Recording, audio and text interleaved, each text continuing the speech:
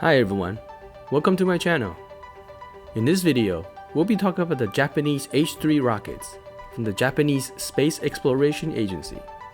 Please remember to like and subscribe. Now let's get right into it. Fact 1. H is for hydrogen. Now, other rockets usually have some code words like Atlas, Falcon, but for the Japanese, they used a very practical term H for hydrogen. Why, you might ask? Well, that's because the rockets are propelled by hydrogen fuel.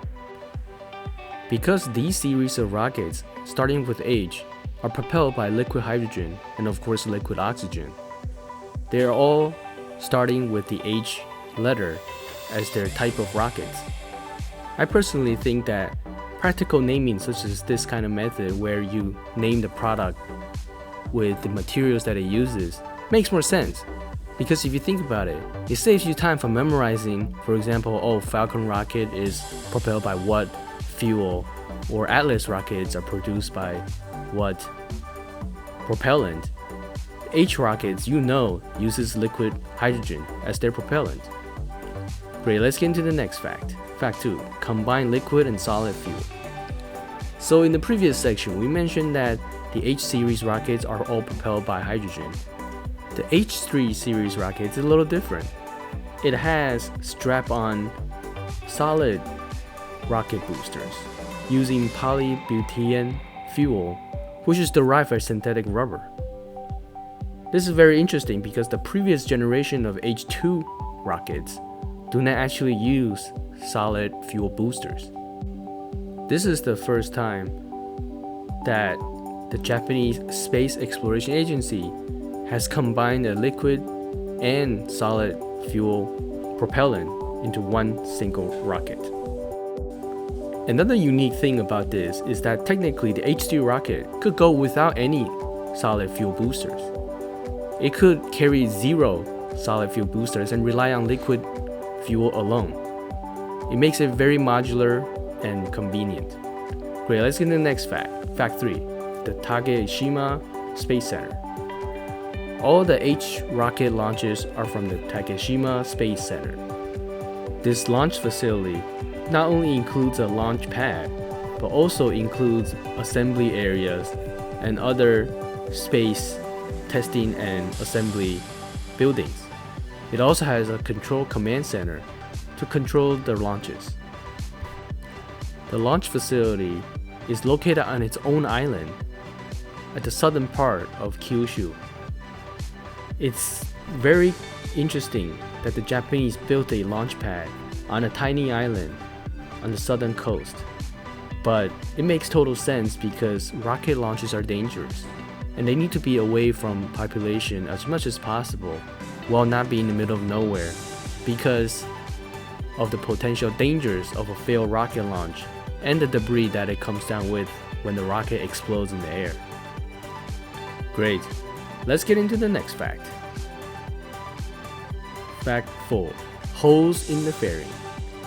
So the fairing is at the top of the rocket, and for the H-2 rocket, they use a honeycomb structure to provide the greatest maximum strength while maintaining a lightweight fairing.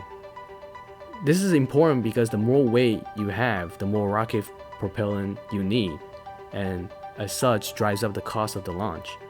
The Japanese Space Agency decided honeycomb was the best natural structure where it could provide maximum strength to weight ratio. Now, another interesting fact about the fairing is that it has holes and gaps in it. You may think this is really weird because you want things to be tight and secured, but the rationale is that when the rocket is launched and the fairing comes out for the payload, such as the satellite, to begin its orbit, that fairing will be discarded. And they thought about that.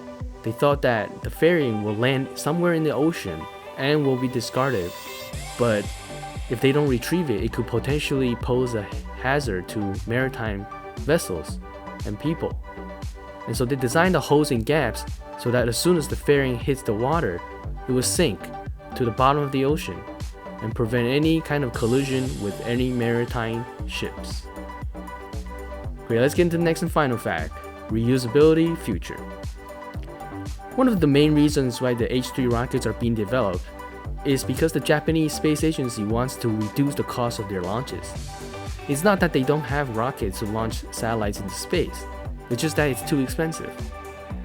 And it makes sense because any nation that starts a rocket program begins with one-time use parts and components.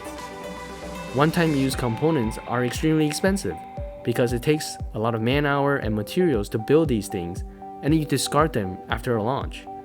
And so the Japanese Space Exploration Agency has plans for the H3 rockets to begin using reusable boosters or reusable components so they can drive down the cost of the launches. In fact, one of the major objectives for the H2 program is to continually reduce launch costs to the point where it is even cheaper than the Falcon rockets from SpaceX.